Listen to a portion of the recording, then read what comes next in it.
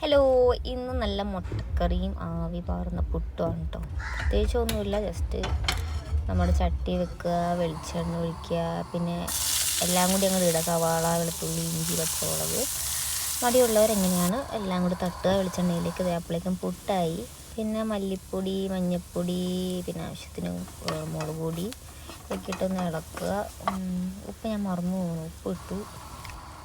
പിന്നെ കുറച്ച് ഗരം മസാലയും ഇട്ട് നന്നായിട്ട് ഇളക്കുക. പുട്ടൊക്കെ അപ്പോഴേക്കും സെറ്റായി. നല്ല അടിപൊളി പുട്ട് അങ്ങോട്ട് പാത്രത്തിലേക്ക് തട്ടുക.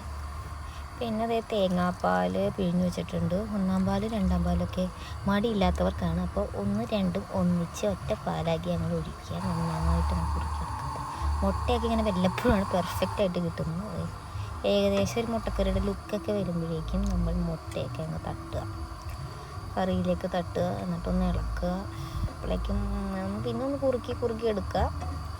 അത്രേ ഉള്ളൂ. പുട്ട് റെഡി, കറി റെഡി. പിന്നെ വേസ്റ്റൊക്കെ ഒന്ന് വാരിക്കളഞ്ഞ് ജസ്റ്റ് ഒന്ന് ഗ്യാസൊക്കെ ഒന്ന് തുടച്ച് ക്ലീൻ ചെയ്ത് വെക്കുക. അപ്പോൾ നമുക്ക് അടുത്ത പണി എളുപ്പമാകും. അപ്പോൾ അതൊക്കെ ഒന്ന് കഴിഞ്ഞു. പാത്രങ്ങളുണ്ട്, അതിനി പാപ്പം കഴിച്ചിട്ട് ഓൺലി ആഫ്റ്റർ ഞമ്മ. പിന്നെ ഫുഡ് കഴിക്കൽ കെട്ടിയവൻ പതിവ് പോലെ ആ ചട്ടിയിൽ തന്നെ